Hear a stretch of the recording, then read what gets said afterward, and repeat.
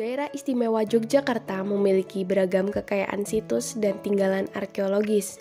Salah satunya di kawasan Gunung Sewu yang merupakan bagian dari zona pegunungan selatan Jawa.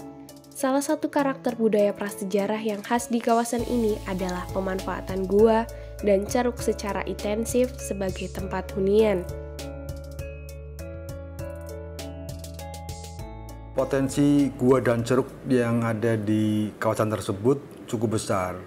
Nah, mungkin sekarang tampak gersang ya, tetapi pada masa lalu kawasan ini pernah dianggap sebagai kawasan yang elit untuk hunian manusia prasejarah karena ada beberapa gua yang dihuni cukup intensif gitu ya. Oleh karena itu pada tahun 2013 hingga tahun 2014 Barat Jogja mengadakan survei ya di wilayah barat. Salah satunya adalah gua ya, atau masyarakat lokal menyebutnya Song ya, Song Pedang. Pada tahun 2019, Balai Arkeologi melakukan penelitian di kawasan Gunung Sewu bagian barat untuk menindaklanjuti hasil survei yang dilakukan sebelumnya. Tepatnya di Song Pedang yang berada di Desa Girikarto, Kecamatan Panggang, Gunung Kidul.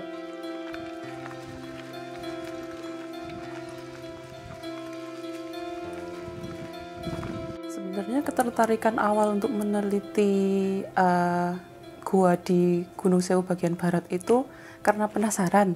Soalnya kan di wilayah Gunung Sewu bagian timur, bagian tengah itu kan sudah cukup tereksplor situs-situs arkeologinya ya. Nah, untuk di Gunung Sewu bagian barat sendiri itu masih jarang tereksplor. Kita jadi tertarik untuk meneliti Song Pedang. Nah, kenapa? Karena di Song Pedang itu terdapat potensi yang cukup banyak.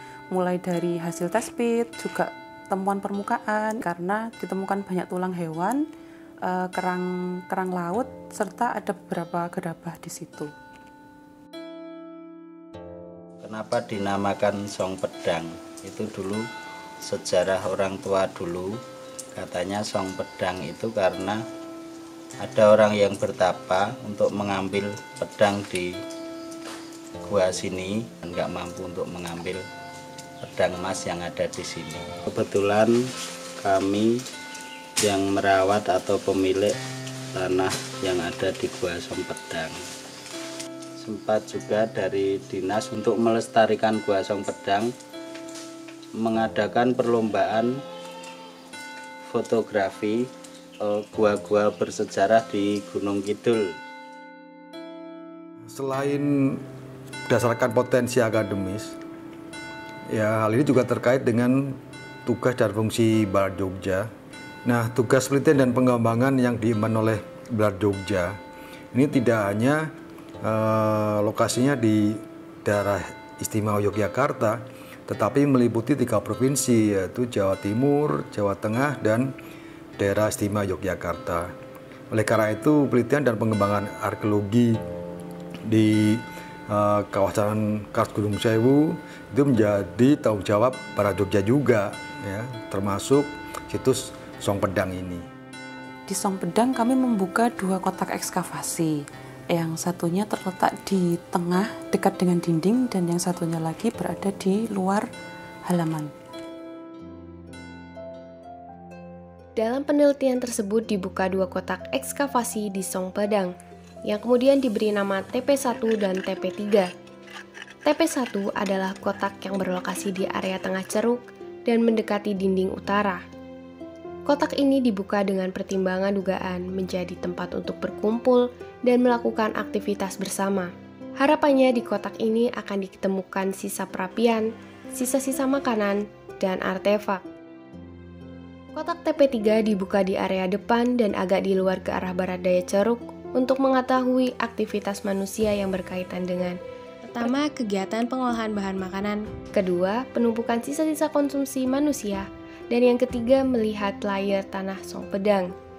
Mulai dari masa penghunian hingga transformasi datanya yang dianggap dapat mempresentasikan kondisi lingkungan dan budayanya di wilayah Gunung Sewu bagian ujung barat. Dari hasil pemetaan situasi, tim pemetaan penggambaran memulai menggambar lapisan stratigrafi di setiap kotak ekskavasi.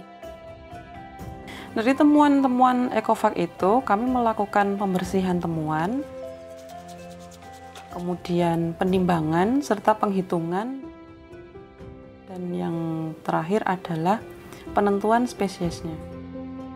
Song Pedang ini tuh masih bisa digali lebih dalam. Segala macam temuan dari tulang-tulang sampai kerang-kerang di permukaannya itu masih beragam sekali, dan kami sampai di pit 25 kami masih menemukan sejumlah temuan-temuan yang cukup beragam juga.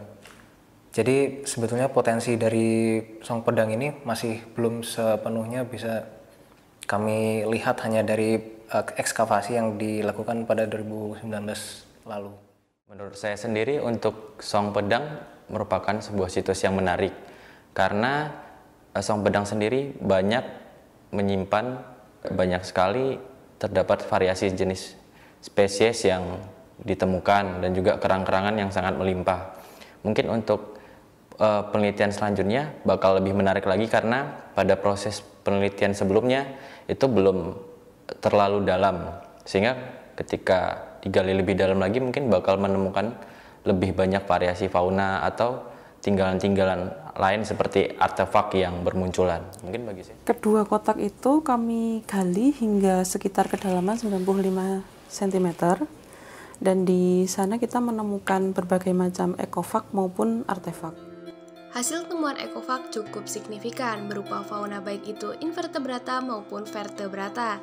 Di antaranya adalah kerang hijau, tulang belakang ikan, tulang jari banteng, rahang atas rusa, tulang belakang ular piton, gigi hiu, tulang dan gigi monyet, tulang belakang biawak, tulang rahang bawah tikus, gigi taring musa luwak, kerang baji, siput murex, siput harimau, siput payau, kerang bakau, chiton, anadara, neritide, tritip, atau bernacle. Dan fragmen tulang manusia yang meliputi fragmen tulang paha, tulang kepala, dan rahang atas. Kemudian temuan artefak seperti lancipan tulang berukuran kecil, lancipan tulang berukuran sedang, dan spatula.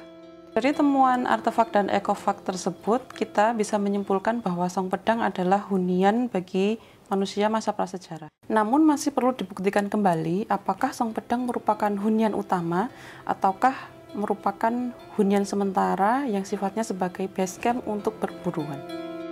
Temuan Ecovak yang melimpah dari Song Pedang setidaknya dapat memberikan gambaran mengenai seperti apa lingkungan di sekitarnya pada saat lokasi ini dimanfaatkan oleh manusia. Harapannya hasil penelitian tersebut bisa menambah daftar situs hunian pada masa prasejarah di daerah istimewa Yogyakarta.